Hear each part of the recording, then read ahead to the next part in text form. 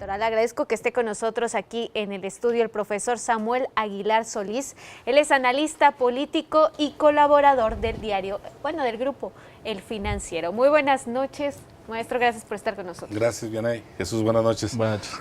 Pues el tema del momento, usted, hay que decirlo, con su gran experiencia y conocimiento del revolucionario institucional. Del monstruo por dentro. Usted que ha estado en las entrañas de esa cosa que ha estado ahí por más de 70 años en nuestro país, ¿cree que sí haya pues una presión hacia José Antonio Meade, el candidato del PRI, a declinar? Sí, sin duda. Hay esa presión. No solo, en un primer momento hubo una presión para que algunos gobernadores o cuadros distinguidos de Acción Nacional apoyaran justamente a José Antonio Meade. En la medida que ha avanzado la campaña y que se han visto las encuestas y que definitivamente el candidato del PRI y su coalición no ha avanzado, pues entonces ahora se modificó esa presión y ahora la presión es para que él no decline. Yo creo que efectivamente, digamos, los más radicales estarían pensando justamente hacer todo un bloque, que le darían en todo caso la razón a lo que tantos años ha dicho Andrés Manuel López Obrador, que lo que existe es un PRIAN. Yo creo que no hay esa presión para que decline, pero sí definitivamente hay una presión para ir encauzando algunas fuerzas que están al interior de este bloque, en este momento todavía con José Antonio Meade, para apoyar a Ricardo Anaya. Creo que justamente esa es la tendencia que buscan, de hacer que esas fuerzas se conviertan en un voto útil. Y sacan el ejemplo del 2006, ¿no? De que dicen que justamente eso se dio, que se dio una presión para que unos gobernadores del PRI apoyaran a Felipe Calderón, pero ahora sí que esa es otra historia, porque esa historia tiene que ver con una operación política, y esa operación política la dio ni más ni menos que quien era en ese momento la dirigente del Sindicato Nacional de Trabajadores de la Educación, porque ella fue la operadora que por diferentes motivos, en función de que tenían una serie de relaciones y ellos una serie de compromisos con ella, de los gobernadores priistas, de un grupo de gobernadores priistas, fue que se dio justamente esa operación. Ahora, esa operación no se dio, y lo digo porque tengo muchos elementos de esos tiempos, no se dio de que de manera masiva el militante priista o los votos priistas fueron a votar por Felipe Calderón, sino que se dio con muchas formas de inhibición justamente del voto, de no operación política, de digamos, cerrar las llaves de apoyos o de recursos, o incluso en el caso de Nuevo León, hasta con operación policíaca para que operadores del PRI fueran detenidos o amenazados con detenerse por parte de la Procuraduría Estatal, de manera tal que se inhibió mucha de la participación. En el caso de Coahuila o en el caso de Durango, por ejemplo, tuvo que ver la inhibición de la movilización a partir de la concentración de los vehículos en corralones o donde estaban concentrados los taxistas. Entonces hubo muchas formas de operación. Eso es otra historia. ¿Por qué? Porque era otro México de hace ya 12 años y no tiene que ver con esta realidad de México, ni tiene que ver con la capacidad que en ese momento pudieran tener los gobernadores, ni la capacidad de tener una operación política, porque hoy en día no se ve. ¿Qué es lo que se está escuchando, digamos, en estos días? Bueno, se está escuchando que ya próximamente puede haber modificaciones en el equipo de campaña de José Antonio Meade, incluso de que puede haber cambios en el Comité Ejecutivo Nacional. Es decir, está en una estrategia todavía pues de cambiar de caballo a mitad del río, lo cual quiere decir que en este momento pues todavía no tienen la idea de declinar por otro candidato, que además hay que recordar que Ricardo Anaya no una ni dos, sino creo que 3 veces ha dicho que va a meter a la cárcel al presidente de la República, ¿no? Hasta hace unas semanas, porque ya en los últimos días se le cuestiona y como que le da la vuelta un poco el candidato Bueno, por ese México al es el frente, discurso el chimoltrufio, ¿no? oficial. Cuando dice una cosa, ya dice la otra, y entonces yo creo que está entrando en ese camino que busca justamente pues atraer a todos los votos posibles, a todas las fuerzas, a todos los operadores, justamente en una ruta en el que él piensa que puede dar justamente con todas estas fuerzas la posibilidad de ser una competencia real. Ahora, vuelvo a insistir, lo que se dio en el 2006 es muy diferente a hoy, a 2008. No creo que en este momento se pueda dar esa operación política para modificar. Y creo que no solamente se le ven las orejas al lobo, creo que se ve todo el lobo. Y entonces, en ese sentido, creo que les puede salir incluso en contrario. Es decir, que todo el mundo se está dando cuenta de esta posibilidad, de esta operación política, y entonces se les puede revertir a favor justamente de Andrés Manuel López Obrador, porque el priismo de base no va a votar nunca por un candidato de Acción Nacional. En todo caso, votará lo que se ha denominado por el viejo PRI, y en ese caso el viejo PRI pues lo representa, y con mucho, Andrés Manuel López Obrador. Entonces estarían ellos en un supuesto falso de pensar que porque ellos lo están diciendo, es decir, la nata del poder, las cúpulas, ¿no? Eso se va a reflejar abajo, eso no, eso creo que no se va a dar, y además creo que ahora sí que antes de que lo piensen, las redes sociales ya también ponen un dique ahí y no permitirán eso, ¿no? Claro. Profesor, preguntarle Sí, precisamente sobre esta parte en donde nos menciona que la militancia del PRI no votaría tal vez por un candidato de Acción Nacional. Digamos, el electorado también tiene el voto anti-PRI y es muy fuerte. Sí. ¿Sería realmente fructífera, posible una alianza de este tipo entre ambos candidatos, toda vez que a lo mejor sería completamente contraproducente? Lo que harían sería reforzar la idea de que son más de lo mismo, terminaron unidos. Exactamente, yo estoy más en esta idea, Jesús, de que efectivamente se les puede revertir, y además creo que ellos hacen cuentas alegres, porque piensan que los que hoy están diciendo que todavía no definen por quién votar, es decir, que es un voto de los indecisos o que quieren convertir en un voto útil, como ellos lo están dominando, el voto switcher tiene muy claro quién no quiere que llegue. Y en este caso, ese voto switcher tiene dos bloques que se divide. Unos que definitivamente no quieren que llegue Andrés Manuel y otros que definitivamente no quieren que continúe el PRI. Así está dividido el voto switcher. Pero en la medida en que tengan una segunda opción, es decir, los que están con José Antonio Meade o los que están con Anaya, estarán viendo si no quieren que llegue el PRI o no quieren que llegue Andrés Manuel López Obrador. Cuando vean que uno es el que está con mayor posibilidad justamente de competencia, esos se van a convertir en un voto útil justamente para el candidato que está en el segundo lugar, que hoy las encuestas dicen que está ahí Ricardo Anaya, porque no quieren que llegue Andrés Manuel López Obrador, pero los que definitivamente no quieren que llegue el PRI de esa parte del voto switcher y que ven que está haciendo una alianza el PRI con Acción Nacional, se van a correr con Andrés Manuel López Obrador. Ellos están haciendo las cuentas alegres de que todo ese voto se va a recorrer a ellos. No es así. Además hay una tercera opción. Es decir, estamos hablando de que uno se correría con el candidato que no quieren que llegue Andrés Manuel López Obrador. Otros se correrán con Andrés Manuel López Obrador porque no quieren definitivamente que regrese otra vez al PRI al poder.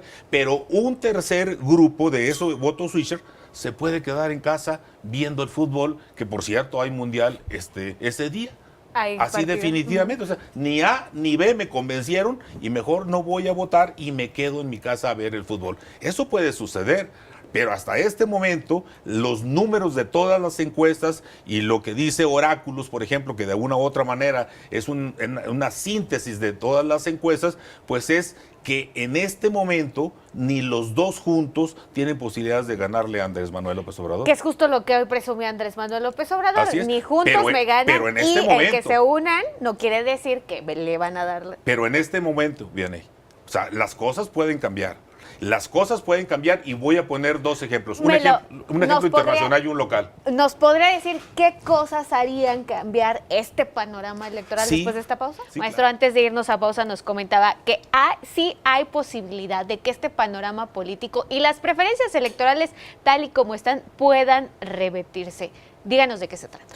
Bueno, porque pueden suceder hechos concretos que pueden hacer que la percepción y las intenciones del voto cambien. Por ejemplo, en el 2006, dijimos ahorita, hubo una operación política para que las preferencias electorales cambiaran, pero fue una operación política. En el 2012 hubo aquello que se denominó Yo Soy 132, Ajá, el del movimiento que se dio los ahí chicos de en la Rivera. Universidad Iberoamericana. Bueno, eso le costó a quien hoy es el presidente de la República, que en ese momento era el candidato del PRI, Enrique Peña Nieto, le costó 8 puntos justamente los momentos que se vivió de crisis ahí en la universidad, y fue justamente la fecha de la elección la que detuvo su caída. Si se hubiera continuado más larga la campaña, definitivamente él iba en picada. Es decir, hay hechos concretos que modifican la percepción del electorado y pueden modificar incluso la intención del voto, como ese caso concreto.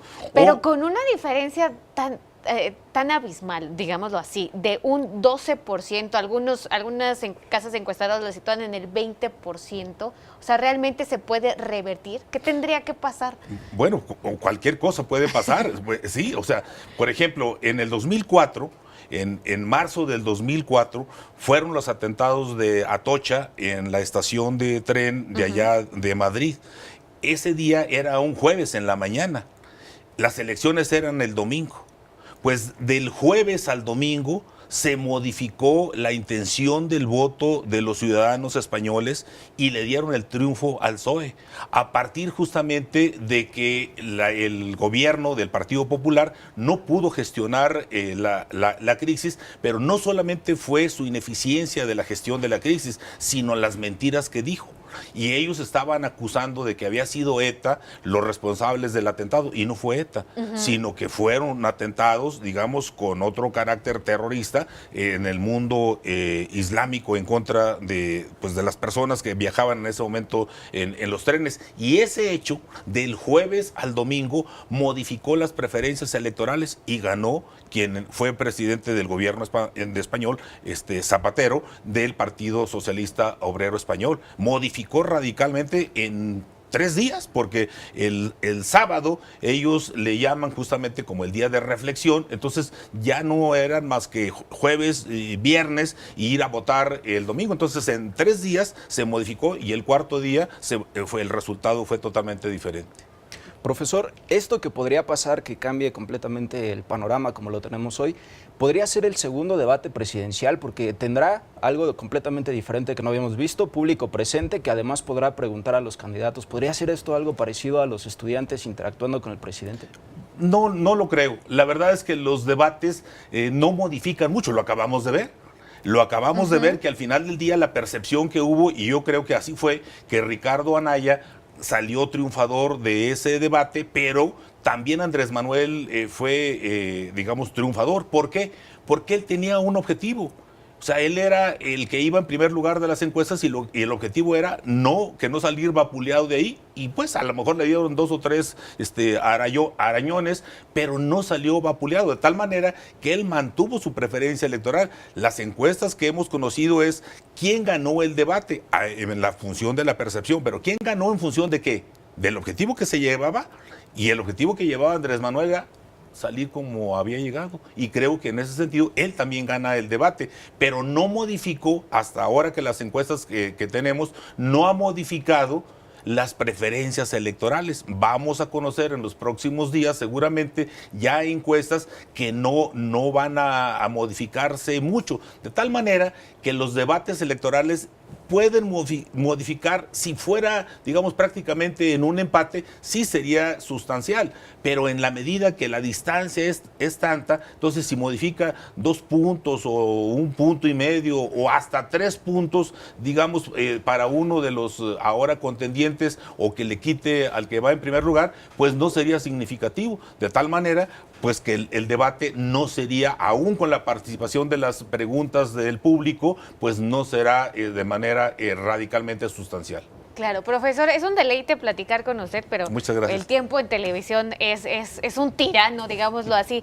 Bueno, con este panorama que usted nos desgrana, no es lo mismo que la Guerra Sucia en el 2006, no es la misma operación política que en 2006. Entonces, con estas dos, digamos, variantes, ¿cuáles son los escenarios que veremos en los próximos días, ya en los 2 meses que quedan de campaña? Bueno, yo creo que lo que vamos a ver es una guerra sucia terrible en contra del que va ahora en primer lugar de las encuestas. ¿Se polarizará más? Se polarizará más.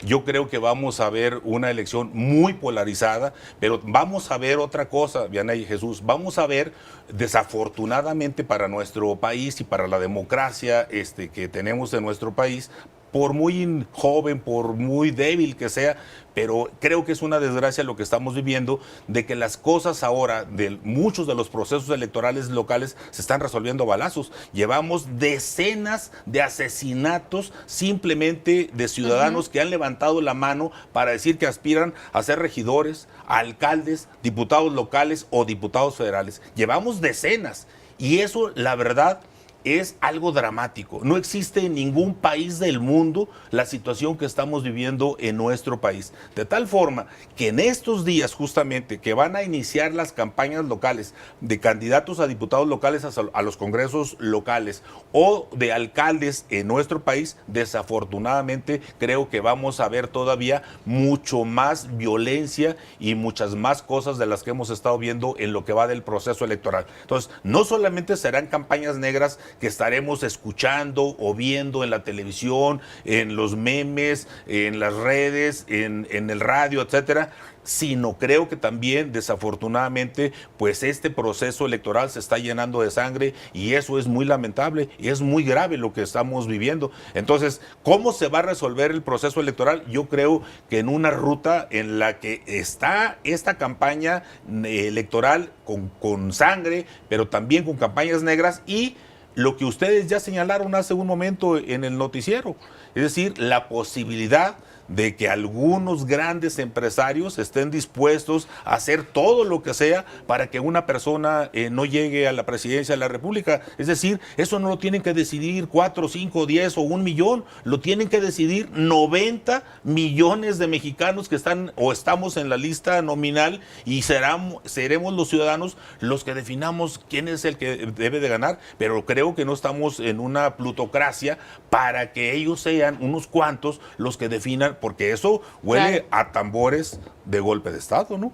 Claro, y ahora con el aval del Instituto Nacional Electoral a este spot de Mexicanos Primero, habrá que ver qué dice el tribunal, pero es la... Bueno, pero si el tribunal, si estamos viendo que el árbitro no tiene legitimidad porque no ha hecho las cosas en términos absolutamente de legitimidad, como el hecho de tener en este momento, y lo pongo entre comillas, a 2 personas que son independientes, pero que al final del día no son más que 2 delincuentes electorales porque violentaron la ley, porque llevaron actas falsas y están ahora en la competencia. ¿Y eso quién lo hizo? Lo hizo el árbitro. Uno lo avaló el INE y el otro lo avaló el tribunal. Ambos son justamente la autoridad. Eso es lo lamentable del proceso que estamos llevando. Muy bien, maestro, pues muchísimas gracias. Mal para los ciudadanos, periodísticamente es un manjar, por supuesto, todo este proceso electoral.